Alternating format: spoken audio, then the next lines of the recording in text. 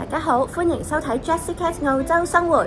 中秋節就嚟到啦，買傳統嘅蓮蓉月餅係一定要㗎啦。但係今年呢，我哋仲想試下喺珀斯揾下有冇冰皮月餅喎。於是今日我哋嚟到唐人街睇下會見到啲乜嘢啦。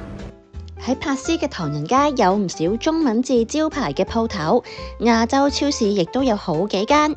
我哋鎖定咗其中一間比較大嘅，就行入去睇下啦。裏面凍櫃嘅部分有啲凌亂，好多紙箱擺咗喺凍櫃前面，有時要移開紙箱先至開到雪櫃度門。我哋一路行一路睇，見到有唔少急凍甜品或者係包點之類嘅嘢。但係好似就唔見有冰皮月餅喎，到底擺邊呢？呢一間超市凍櫃嘅部分呢係出乎意料咁大嘅，而我哋好唔好彩揀錯咗起點，冰皮月餅呢就喺我哋嘅終點嗰度啦。佔最多貨架嘅好似就係香港人熟悉嘅美心同埋榮華，除咗精美嘅鐵罐裝，亦都有一啲細細盒嘅紙盒裝可以選擇。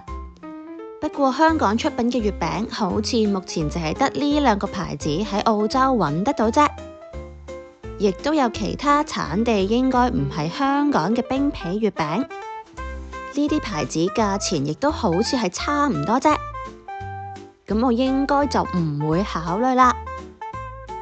牌子方面呢，我一定係 prefer 香港嘅榮華噶啦，但係有大盒同埋細盒裝，到底邊一種好啲或者係抵啲呢？鐵罐裝貌似係有9粒冰皮月餅，冇睇錯嘅話應該係有5隻唔同嘅口味，但我哋係咪又真係需要買咁大盒呢？經過仔細嘅思考呢，由於我哋仲會買傳統月餅，所以冰皮月餅呢其實都用嚟過下口癮嘅啫。而一盒呢睇落去係靚啲嘅，但我哋係自用唔係送禮，而我哋一家3口呢都未必食得到咁多，於是呢我就決定淨係攞1或者2盒細嘅過下癮算啦。我檢查過細盒嘅紙盒裝似乎淨係得2個味啫，咁一於就每個味買1盒試下啦。攞完冰皮月餅就去睇下有咩傳統月餅選擇啦。傳統月餅嘅選擇多過冰皮好多，但係我應該都係會買返榮華嘅。相比起豆沙、奶黃、五仁呢啲口味呢，我都係 prefer 蓮蓉月餅多啲啦。